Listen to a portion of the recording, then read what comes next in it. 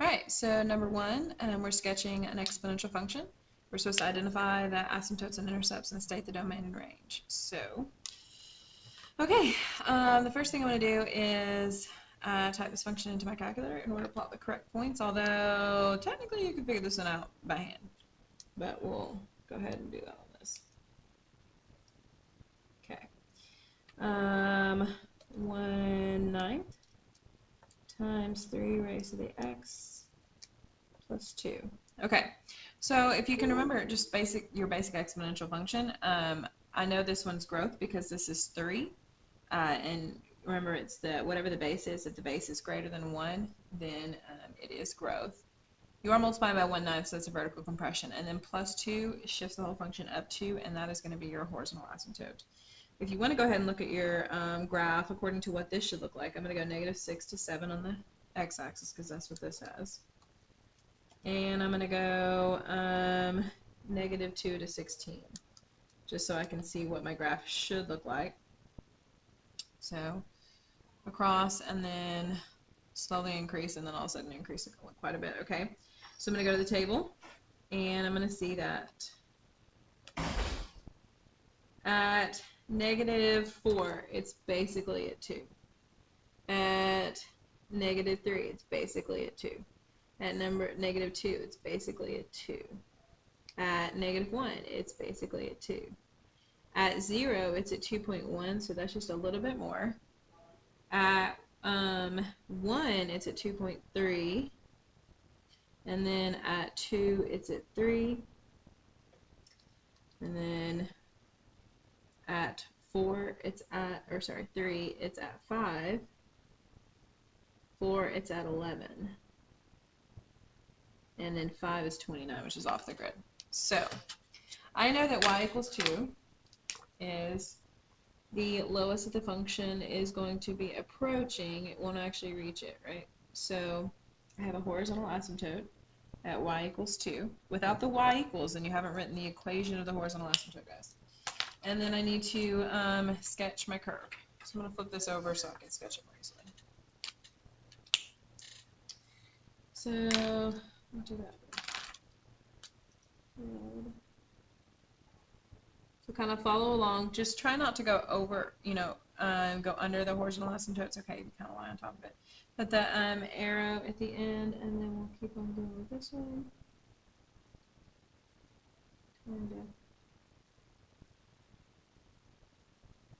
Okay. So there is my exponential function.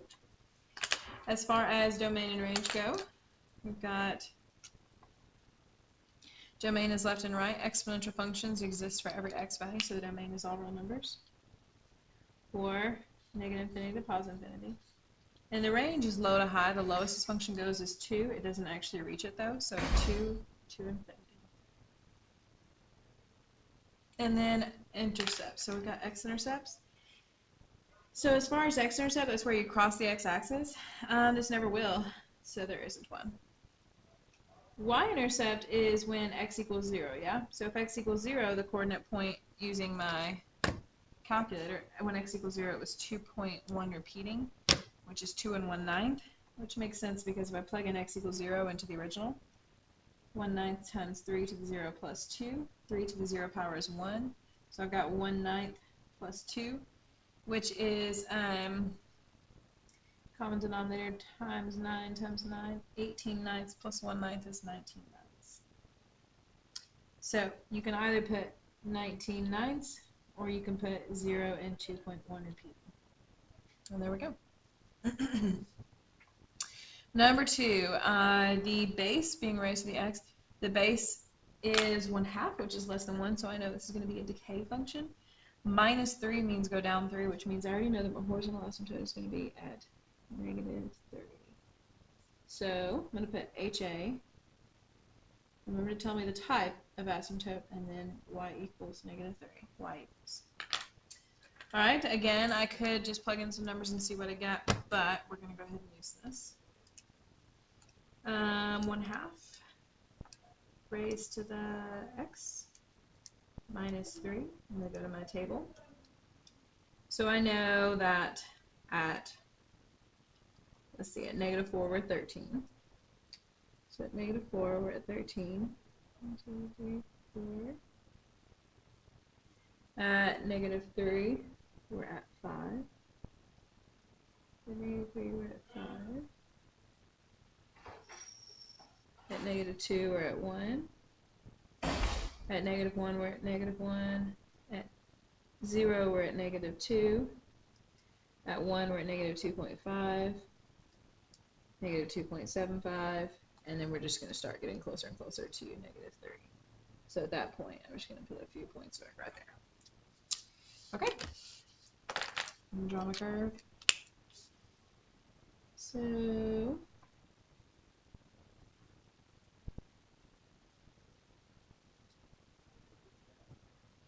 okay. So that's an exponential decay. And as far as domain and range go, domain left and right, it exists everywhere, so all real numbers. Range is low to high. The lowest it goes is negative 3, and the highest it goes is up to infinity. Okay? Now, just a little added thing. Let's go ahead and talk about rate for a second. This is a growth, and the rate would be, well, just don't forget that it's a times 1 plus or minus r to the t, or x. So 3 is the same thing as saying 1 plus 2 to the x, which means, I'm going to change it to an x, that it's a growth rate of, so if r equals 2, then that means 200% growth. Yeah.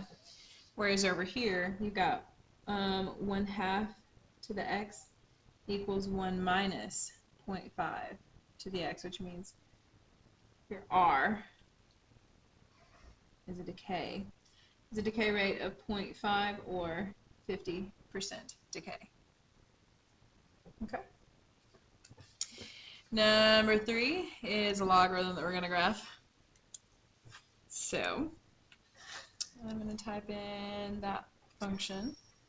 A couple different ways to do that. We can do alpha window and do 5 log base 2 of x plus 3. I also want to say, though, that it's the same thing if you do log of x plus 3 divided by log of the base 2. It's called the change of base formula. And instead of a log, if you put a natural log, that would also be the same thing. So graphing this and graphing that would be graphing the same thing. And you can see when you go to the table that you get the exact same values. Cool? So, but anyway, okay, I've got a logarithm. In general, we need to remember what a logarithm looks like. Logarithms have a vertical asymptote, and they, if they're growth and they grow like that, they usually cross at 1, and or whatever makes it 1 on the interior, right? And so then domain, they have a limited domain but an unlimited range because of the inverse of exponentials. Oh, I didn't do my x and y intercepts over here. And since domain and range of exponentials like this, then for logarithms will be switched. Okay, let's go back and do our intercepts for a second. So y-intercept is easy because it's in the table. When x equals 0, y equals negative 2. But for x-intercept, where you cross the x-axis is when the function, when the y value is 0, right? So if we want to figure that out, then we might have to actually, well, we can either do second calculate 0. So 0.5 raised to the x minus 3. So if I wanted to find that, I could just do second calculate. 0, which is where the y value is 0, and go to the little bit to the left of my 0. So my 0 is right here.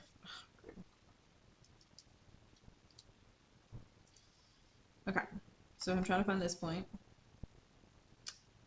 I'm going to go second calculate 0, a little bit to the left of my root, and a little bit to the right of my root.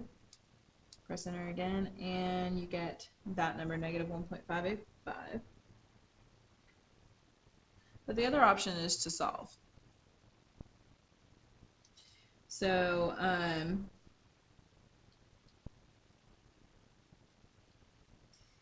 if I set this function, 0.5 to the x minus 3 equal to 0, then I could add the 3 over. And then take log base 0.5 of both sides. So then I would get log base 0.5 of 3, or log base of 0.5 of 3, and I get negative 1.585. Negative 1.585. Okay, cool.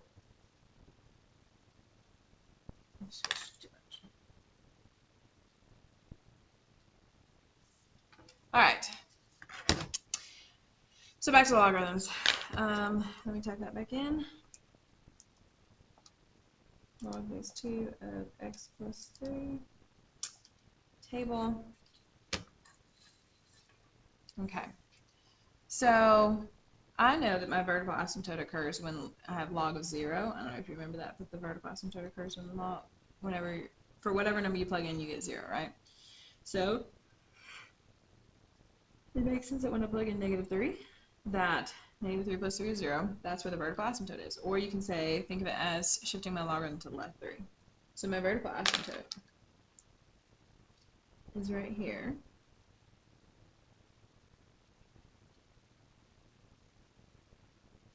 It is x equals negative 3. And then we need to plot points. So I'm going to use this right here, this table. Now, I did say that I want you to plot the first 3 points, any whole numbers in the last point. I'm probably going to plot a few more. At negative 2, we're at 0. At negative 1, we're at 1. At 0, we're at 1.585, so somewhere in there. Which is interesting. Okay. At 1, we're at 2, so we're at a whole number. And the last number on the list is 6, so at 5 I see another whole number, so I'm going to go 5, 3. And at 6 we're at 3.1, so somewhere in here, right? Okay, so I'm going to go ahead and connect these. But then we're going to remember that the logarithm also is approaching this vertical asymptote. You're not going to see it on the table, and you're not even going to see it on the graph necessarily. You can see a little bit of the tail going down, but it does actually approach the vertical asymptote. And in fact, if we went to our table and said, hey, start at negative 3 and go every 0.1, right? So then if I look at negative 2.9, it's at negative 3.3. So it's actually at negative 2.9 is only right here. So it gets really close to that, and then it just drops down forever. Okay. So there is my function. Domain and range. My domain, as far as left it goes, is negative 3. It doesn't actually reach it though. And then range is all real numbers. As far as x-intercept is where we cross the x-axis, so negative 2, 0. And y-intercept is where we cross the y-axis, and that is when x equals 0. So I can either plug in 0 and say log base 2 of 3, or I can just go to my table and look back at when x equals 0. So when x equals 0, it was 1.585. Okay. Number 4. Okay. This is a logarithm. It's actually a natural log, so log base e. It's got a vertical stretch. It's shifted to the left 4 and down 3. So I'm going to go left 4 and put my vertical asymptote. Now, if you don't know that it's there right away, you can, whenever you look at the table, it's the first error message. So vertical asymptote at x equals negative 4. I'll type that in. 2 natural log of x plus 4 minus 3. Alright. So negative 4 is my first error message, so that's my vertical asymptote. At negative 3, we're at negative 3.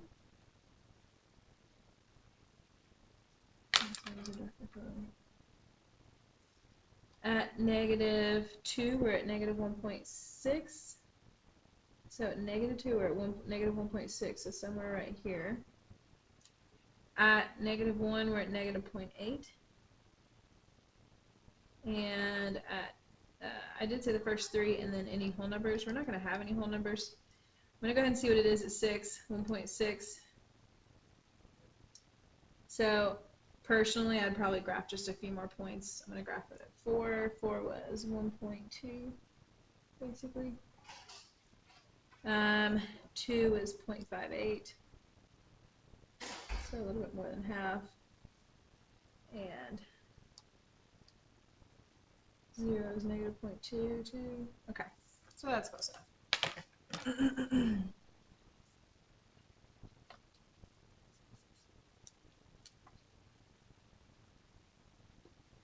Okay, so I'm going to connect them.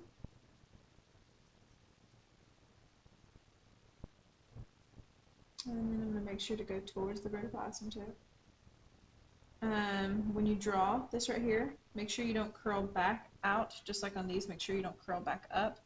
And then also make sure that you don't just draw like a little bit towards it with an arrow, because that leads me to believe you're going to cross it, but you can't cross that. Okay? So, domain and range. Domain, the farthest left it goes is -4, and it goes to infinity on the right, and then all real numbers in the range. X-intercept. X-intercept is when y equals 0. This wasn't a whole number, so I'm going to go ahead and set it equal to 0. 2 natural log of x plus 4 minus 3. It's when the y value is 0. So it's the natural log of x plus 4. If we add the 3 and divide by 2, raises both sides to the power of e. I don't need those parentheses. So x plus 4 equals e to the 3 halves, and then we're going to subtract 4. So x equals e to the 3 halves minus 4. E to the 3 halves minus 4. So e to the 3 halves minus 4 is that, and then I'm going to go ahead and check and make sure so I can calculate. I'm going to find a 0. So I know it's somewhere in here. So I'm going to go to the left of it. I know I'm to the left of it because to the left I'm below, so these y values are negative, so I know I'm below it. So I'm going to press enter. And then I'm going to go to the right of it. So as soon as I become positive, then I know I've passed it. And then, there we go, negative 0.482, which is the same thing as we got right here. Okay. So 0.482, comma 0 for my x-intercept. And for my y-intercept, I cross the y-axis when x equals 0, which is 2 natural log of 4 minus 3, or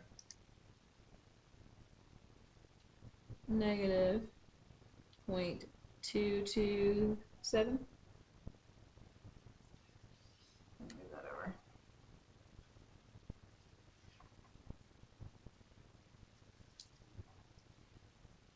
Negative 0.227. Okay. Number 5, solve the equation. All right. So I've got 13 to the x. I'm going to add the 1 over and get 30. I want to do the inverse of an exponential base 13, so I'm going to raise it to, just kidding, I'm not going to raise it. I'm going to do log base 13. The inverse of an exponential base 13 is log base 13. So I'm going to write it like this, give myself a little bit more space just so you can see what I've done. I'm going to take log base 13 of both sides. These simplify each other out, so the answer is x equals log base 13 of 30. And if we needed to type that in, then we could do alpha window, number 5, log base 13 of 30. But just remember to always use 3 decimals, so 1.326 is what I would say. But I'm going to be honest, if I don't give you a calculator, then this is what I'm going to expect it to look for. Yeah? Okay. Number 6. 216 to the negative 2b equals 36. So there are, like I said, these exponential log equations, there's multiple ways to solve them. As far as exponential equations, my first instinct is to look and see. I knew 13 and 30 did not share a base, but 216 and 36 are both powers of 6. 216 is 6 cubed, so if I say 6 to the third to the negative 2b equals 6 to the second, then 6 to this equals 6 to that only if this equals this, right? Well, if I'm raising a power, I'm raising a base to a power, and then I raise that quantity to a power as well. You multiply them. So this is negative 6b equals 2, which means b equals 2 divided by negative 6, which is a negative 1/3. Okay?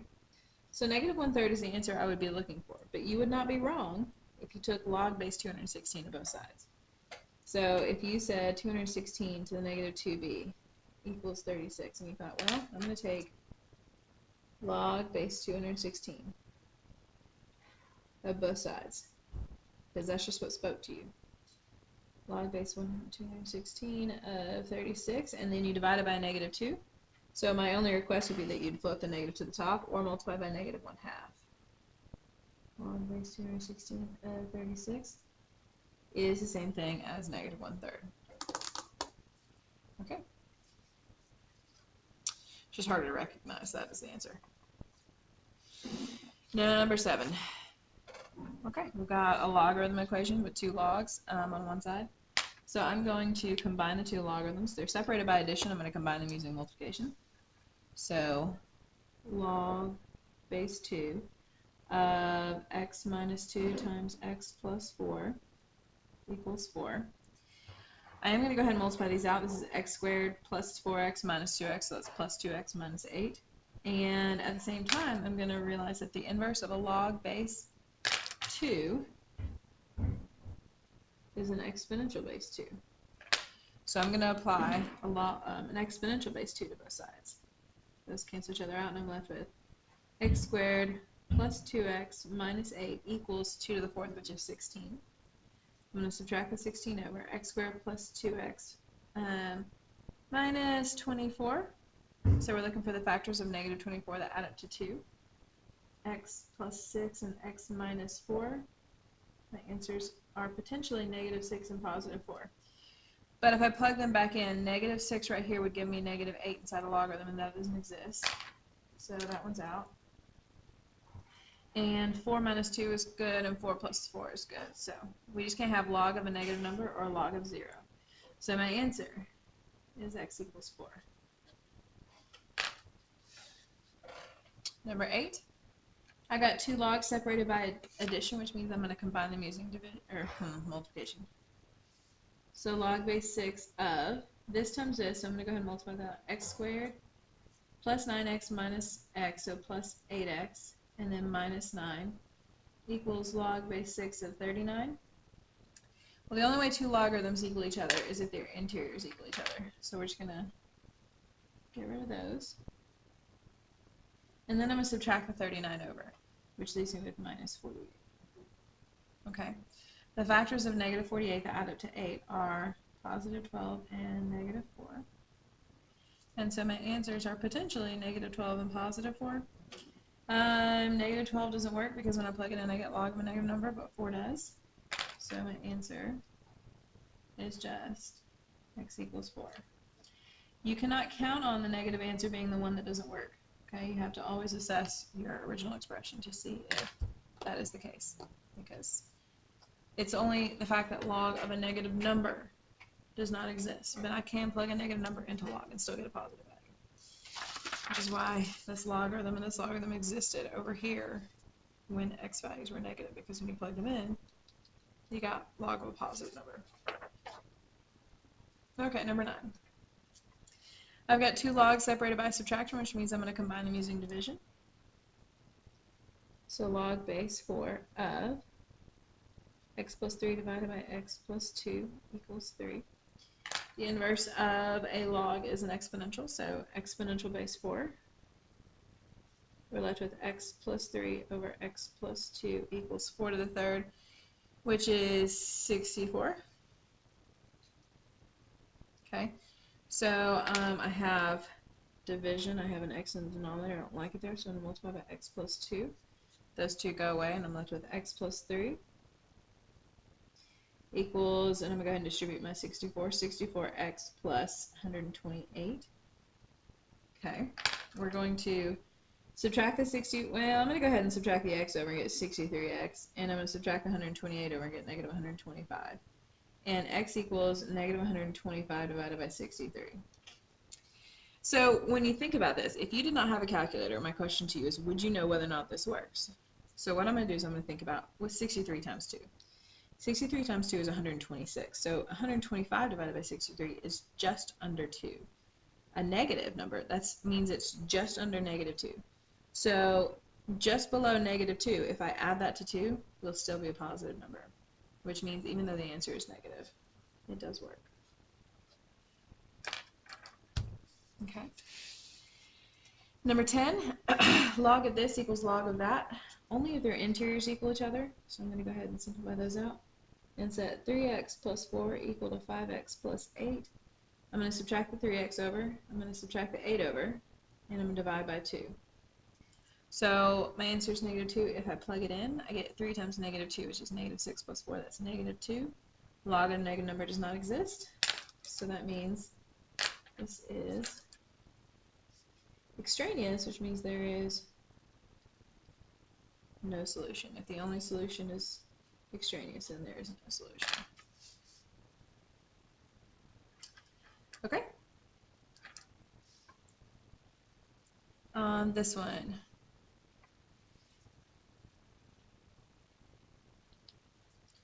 I'm putting that there just a reminder to people that are just looking at the picture that you do have to check.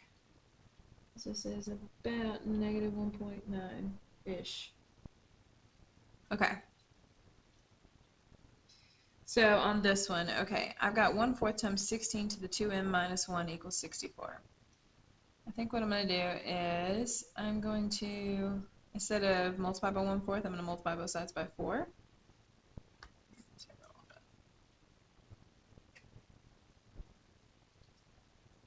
And focus again.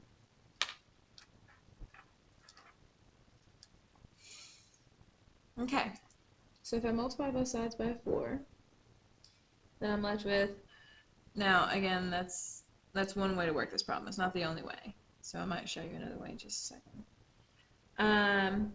16 to the 2m minus 1 equals 64 times 4, which is 256. 256 and 16 are both powers of 4 if you look at your power chart.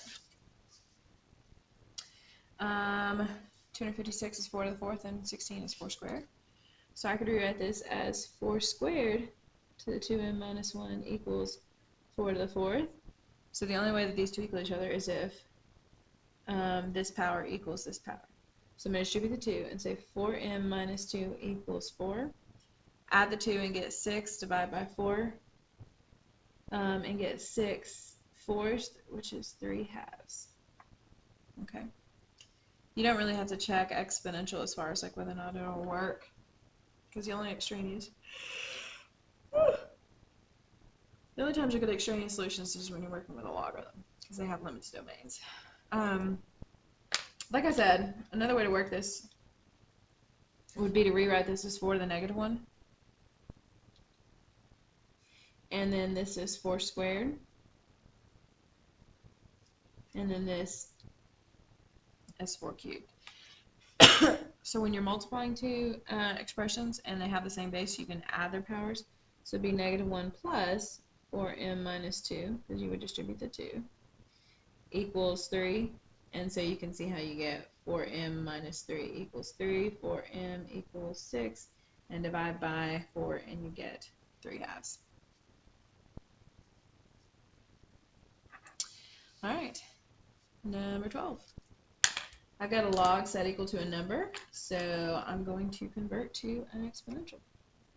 So I'm going to take log, or I'm going to apply the exponential base 11 on both sides. And I'm left with negative 10b minus 6 equals 11 to the first, which is 11. So we're going to add the 6 and divide by negative 10, so negative 17/10. So the question would be, like, does this work? Well, if you plug in negative 17/10 right here, it's negative 10 times negative 17/10, which actually becomes positive 17 minus 6 is positive. So that does work. So I'm going to, just a reminder again, even though it's negative, it works, which means it is the answer. Okay. This right here, you're dividing by 1/2. That's the same thing as, well, multiplying by 2. But, so, honestly, as far as like dividing by 1/2, the opposite would be to multiply by 1/2. So I'm going to multiply both sides by 1/2. So I've got 32 to the negative p equals 2 cubed divided by 2. Well, 2 cubed is 8, and 8 divided by 2 is 4. Or you can see it as 2 to the third times 2 to the negative 1, which is 2 to the 3 plus a negative 1, or 2 squared, which is what 4 is, right? So if you look at your power chart, you see that 32 is 2 to the 5th. So 2 to the 5th to the negative p equals 2 squared. 5, or negative 5p equals 2. So just the power set equal to each other. P equals a negative 2/5. And there we go.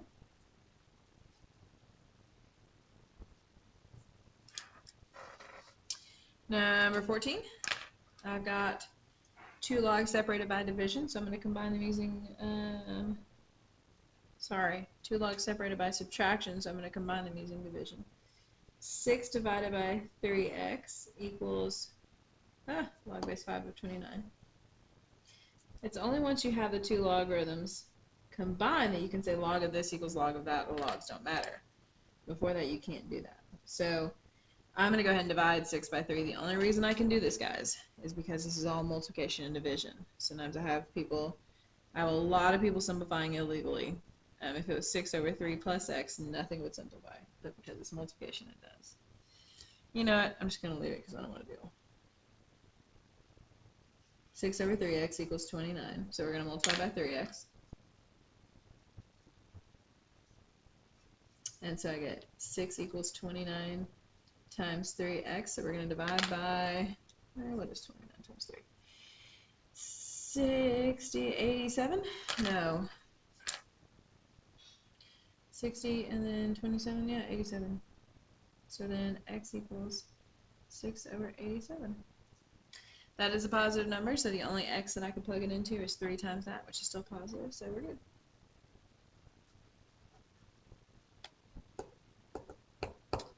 Cool. Alright.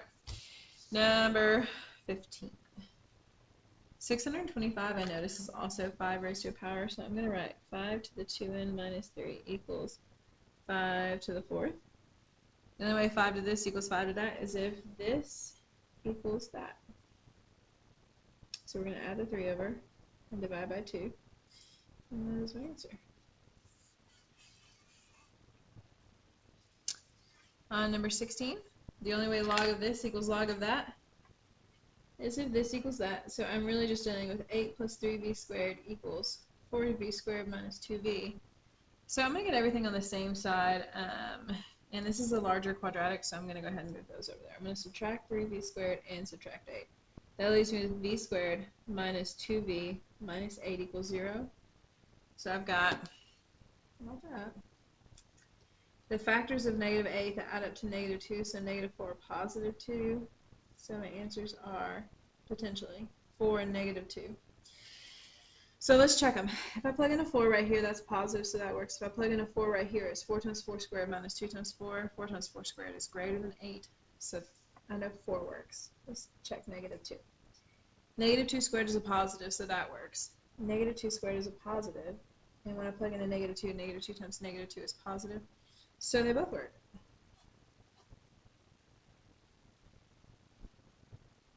Cool. Alright, number 17. So 20 and 40, those do not share a common base. I mean, they're both multiples of 2 and whatnot and 5, but they don't have a common base, like something raised to a power, so I have no choice but to use logarithms. So I'm going to rewrite it a little bit with the space just so you can see. I'm going to take log base 20 of both sides, and those simplify each other out. So we're left with negative 5v minus 6 equals log base 20 of 40.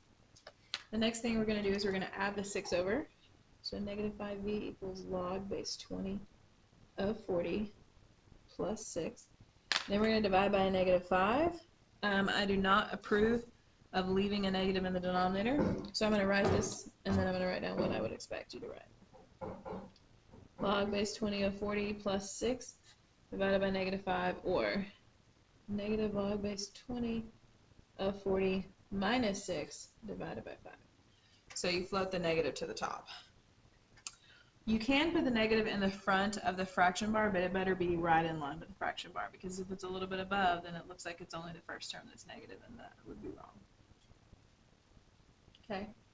Now, obviously, you could type that into the calculator to see if you got the same answer as someone else if theirs looked a little bit differently. But that's how I would work the problem, and that's probably what I would write as my answer as well. Okay. On this one, we're going to divide by -3. So I'm left with 13 to the r minus 4 equals 4/3. Left myself some space because I've got 13 as my log, or as my exponential base, so I'm going to take log base 13 on both sides. Those cancel each other out. R minus 4 equals log base 13 of 4/3. I'm going to solve for r by adding 4. Log base 13 of 4/3 plus 4. And there we go. Okay, I'm going to end the first video at that.